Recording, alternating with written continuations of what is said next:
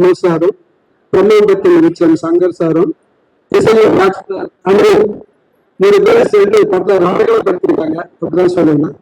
எனக்கு தெரிஞ்சு சங்கர் சாரும் கமல் சாரும் இனிமே இந்த மாதிரி காம்பினேஷன்ல இதை விட பிரம்மாண்டமான ஒரு படம் பண்ண முடியுமாங்கிறது ஒரு கொஸ்டின்.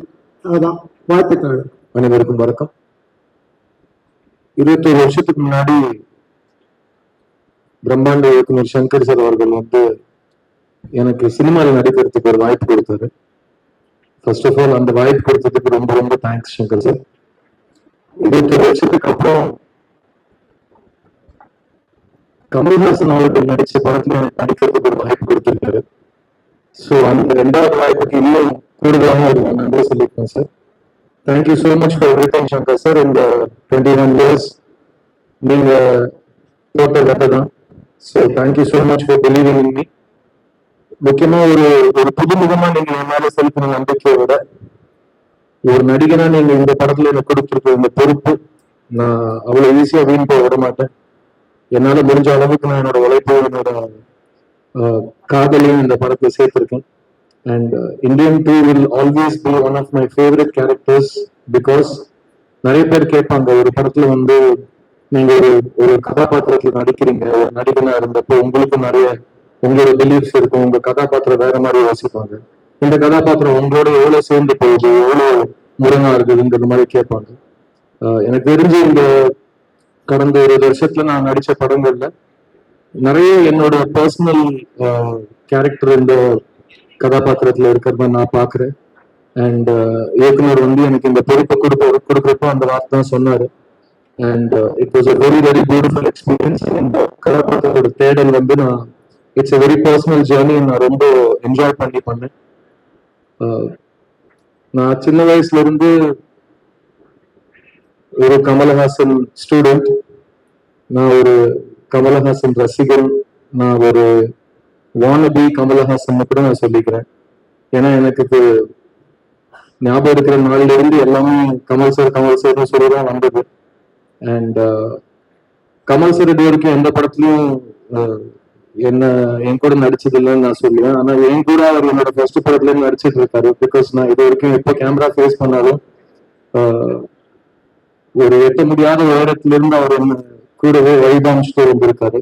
ஸோ நான் எப்படி ஒரு டைரக்டர் சங்கரோட ப்ராடக்டோ அதே மாதிரி நான் கமல்ஹாசனோட சீடன். So thank you Kamal sir for existing. நீங்க இல்லைன்னா ஒரு நடிகனா நான் இல்லை. அண்ட் இந்த படத்துல அதான் இந்த ட்ரெய்லர் நீங்கெல்லாம் பார்த்துருப்பீங்க. நான் இது வரைக்கும் சின்ன வயசுல இருந்து கமல்ஹாசன் படம் எல்லா ட்ரெய்லரும் பார்த்துருக்கேன். அந்த ட்ரெய்லர்ல நான் என்னையும் பார்க்க முடிஞ்ச ஒரு தருணம், நான் வந்து வாழ்க்கையில மறக்க முடியாத ஒரு தருணம் அது. அண்ட் மறுபடியும் அந்த மூமெண்ட் எனக்கு கொடுத்ததுக்கு Shankar sir really I will never forget this. And because எனக்கு கமல் சார் அவ்வளோ பிடிக்கும், சங்கர் சாருக்கும் கமல் சார் அவ்வளோ பிடிக்கும். நிறைய நாள் ஷூட்டிங்ல நான் வந்து வியந்து போய் சங்கர் சார் கிட்ட டைரக்டர்ஸ் டென்ட்ல போயிட்டு சரி முன்னாடி கமல்ஹாசன் நடிச்சிட்டு இருக்காரு சார்ன்னு சொல்லுவேன். எனக்கு எப்படி இருந்திருக்குன்னு யோசிச்சு பாரு, போய் நடிகா அப்படின்னு சொல்லி அவர் விரட்டி விடுவாரு போய் ஷூட்டிங்ல. அண்ட் இந்த மாதிரி பல இன்சிடென்ட்ஸ் இந்த படத்தை நான் சொல்லிட்டே போகலாம். But Indian 2 is a very important film. இந்த காலகட்டத்துல ஒருத்தன் இருந்தா எப்படி இருக்குன்னு தெரியும், திரும்ப வரணும் அப்படிங்கிற ஒரு காலகட்டத்துல நிஜமாவே அவன் திரும்ப வந்தா எப்படி இருக்குமோ அதுதான் இந்தியன் 2. அண்ட் தாத்தா வராரு, கதரை விட போறாரு, அதை மட்டும் நீங்க எழுதி வச்சுக்கோங்க.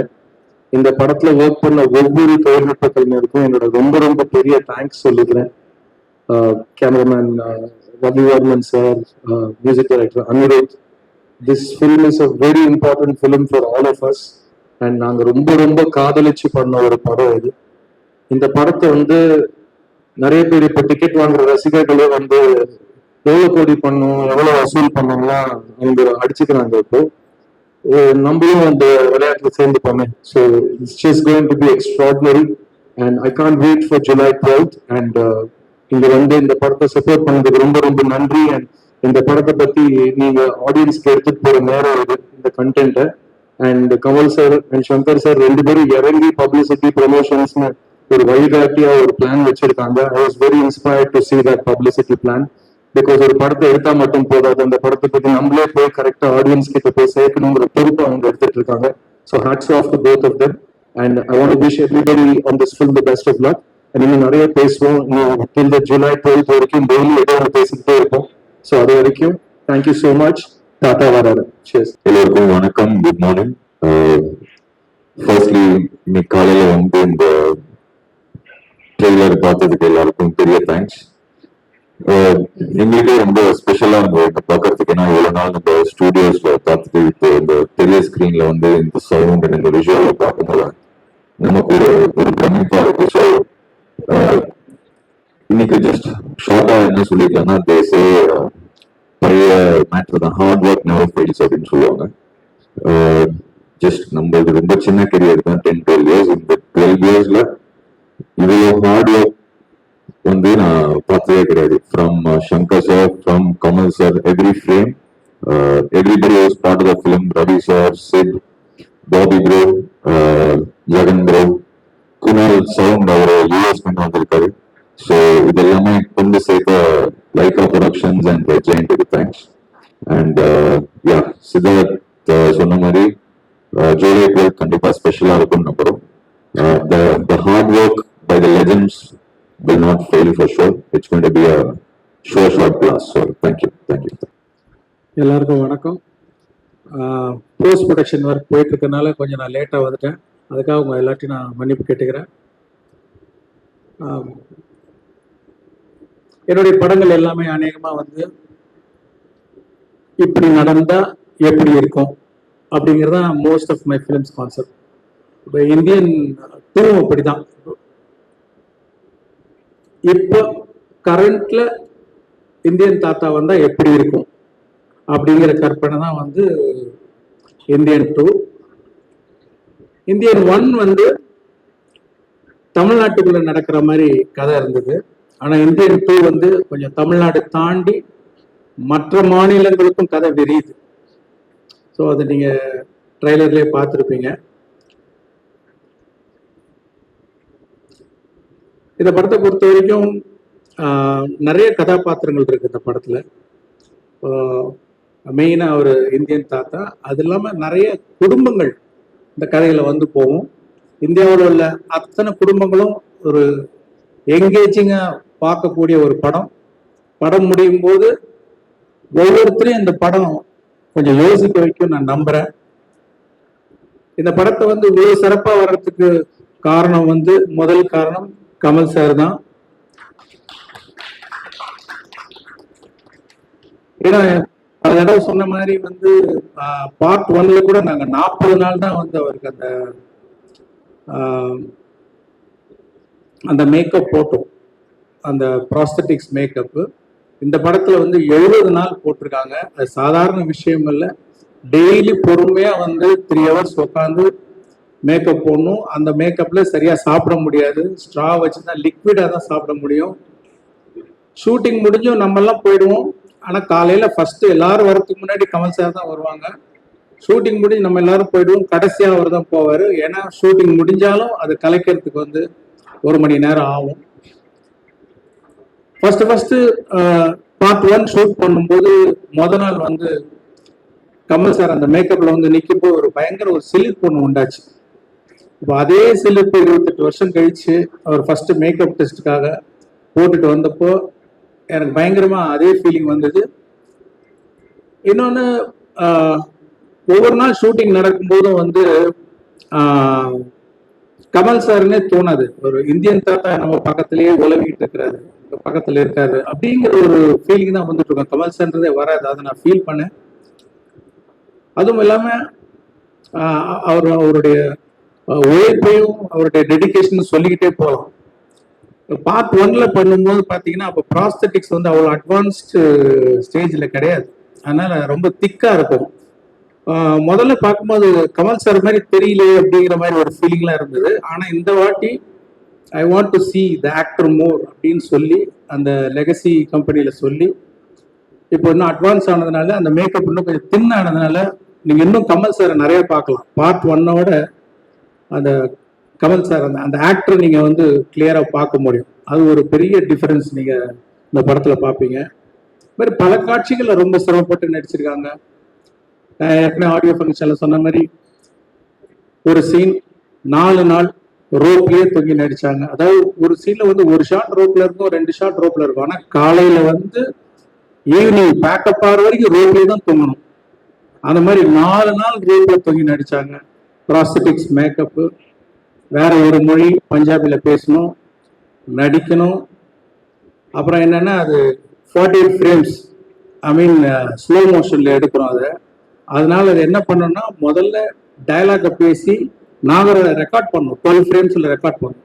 ரெக்கார்ட் பண்ணோன்னு அது ஃபாஸ்டா பிளே ஆகும். உங்களுக்கு தெரியல, சிக்கி சிக்கி சிக்கின்னு ஒரு மாதிரி ஃபாஸ்டா வரும் சவுண்டு.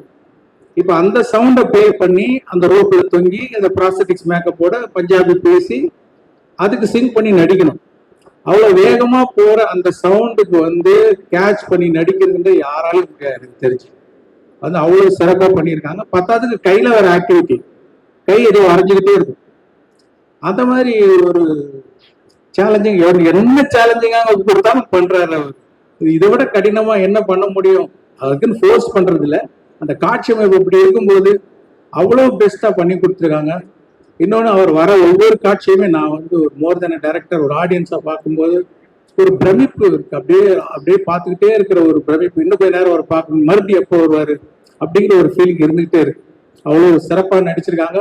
இன்னும் சொல்லிக்கிட்டே போகலாம்.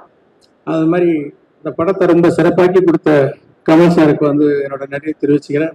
அப்புறம் அனிருத் வந்து பாட்டெல்லாம் கேட்டிருப்பீங்க.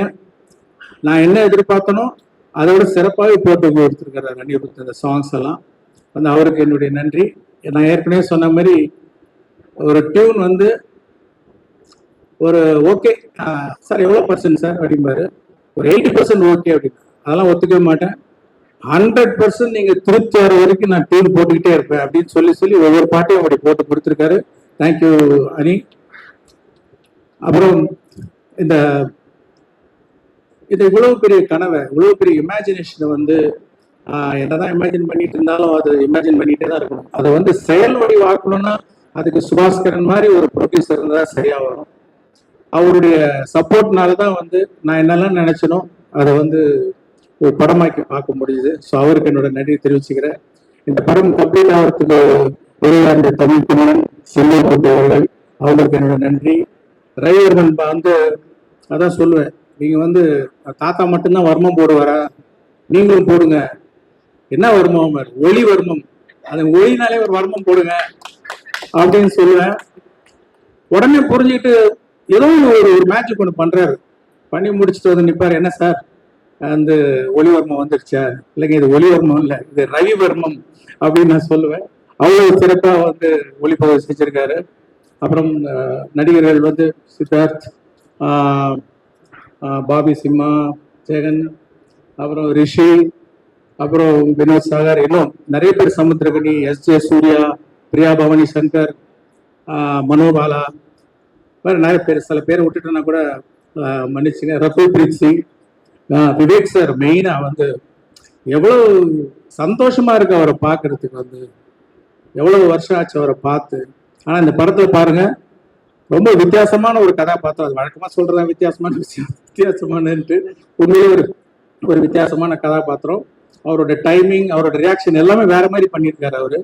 அவர் வரும்போது அவ்வளவு சந்தோஷமா இருக்கு பார்க்கறதுக்கு. அந்த சந்தோஷம் கண்டிப்பா வந்து அவருடைய ரசிகர்கள் மட்டும் இல்ல, எல்லா ஆடியன்ஸுக்குமே வந்து ஒரு சந்தோஷமா இருக்கும். இன்னும் வேற யாராவது நடிகர்கள் பேரை சொல்ல விட்டுருந்தேன்னா மன்னிச்சிங்க. அதே மாதிரி டெக்னீஷியன்ஸ், இந்த குணால் ராஜன், ஃபர்ஸ்ட் டைம் அவரோட ஒர்க் பண்றேன். வந்து இழைக்கிறாரு சவுண்டு. அதாவது ஒரு சின்ன சின்ன பாத்தீங்கன்னா இந்த ட்ரைலர்ல நிறைய ஷார்ட்ஸ், நிறைய டீடைல்ஸ், அத்தனைக்கும் சத்தம் கேட்கணும். ஏன்னா இந்த பக்கம் மியூசிக் போயிட்டு இருக்கு, இந்த பக்கம் டயலாக் போயிட்டு இருக்கு, இந்த பக்கம் எஃபெக்ட்ஸ் போயிட்டு இருக்கு. இதுல எதுவுமே மிஸ் ஆகாம எல்லா சவுண்டும் கேட்க வைக்கிற ஒரு நல்ல மேஜிக்கை பண்ணியிருக்காரு குணால். அவருக்கு என்னுடைய நன்றி. இந்த படத்துக்காக உழைச்ச அத்தனை பேருக்கு என்னுடைய நன்றி நான் தெரிவிச்சுக்கிறேன். அதே மாதிரி பார்ட் 1 நீங்க வந்து சப்போர்ட் பண்ணி அதை வந்து ஒரு பெரிய வெற்றி ஆக்குனீங்க. அதே மாதிரி இந்த படத்தில் நீங்க எல்லாம் சப்போர்ட் பண்ணி பெரிய வெற்றி ஆக்கணும். உங்கள்கிட்ட நான் தாழ்மையா கேட்டுக்கிறேன். நன்றி, வணக்கம். உயிரே உறவே தமிழே வணக்கம். அதாவது உலக சினிமாவில் ஒரு சினிமாவை செய்துவிட்டு அதன் 2ஆம் முறையாக அதை செய்யும் போது அதே டைரக்டர் அதை இயக்குவது என்பது 2 பேர் எனக்கு தெரிஞ்சு நடந்திருக்கு. ஒருத்தர் செசில் பி டிமெல், இன்னொருத்தர் ஹிச்காக். இவ்வளவுதான் தெரியும். ஏன்னா ஹிச்காக்குடைய 39 ஸ்டெப்ஸை அவர் கருப்பு வெள்ளையை எடுத்தாரு, அதுக்கப்புறம் அதையே அவர் கலர்ல எடுத்தாரு. அதே மாதிரி செசில் பி டிமெல் வந்து 10 கமாண்ட்மெண்ட்ஸ்ங்கிற படத்தை கருப்பு வெள்ளையா எடுத்தாரு, திருப்பி அதே கலர்ல எடுத்தாரு. இன்னி வரலும் அது பேசப்படுகிறது.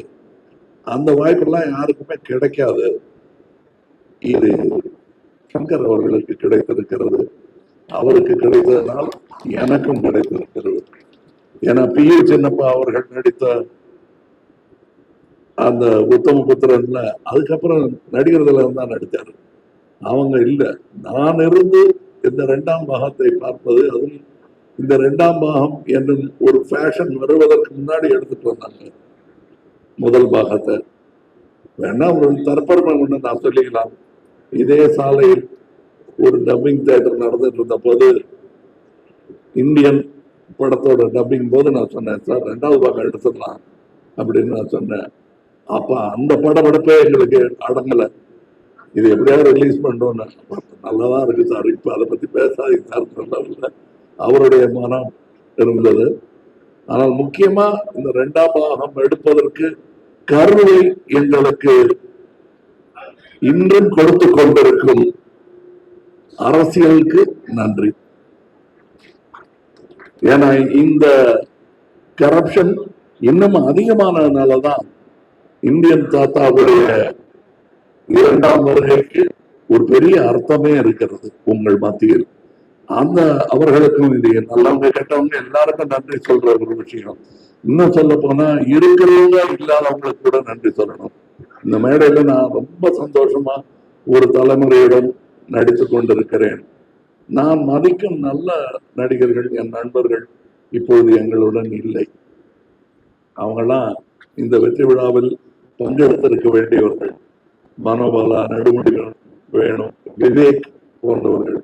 பக்கத்து ரோட்ல இப்பதான் முந்தானத்தை தான் எடுத்த மாதிரி இருக்கு விவேக்கோட சீன்ஸ். இவரு பக்கத்துல உட்கார்ந்து டைரக்ட் பண்ணிட்டு இருந்தாரு. காலம் எவ்வளவு வேகமா ஓடுகிறது என்பதற்கு இந்தியன் 1, 2 எல்லாம் ஒரு உதாரணம்.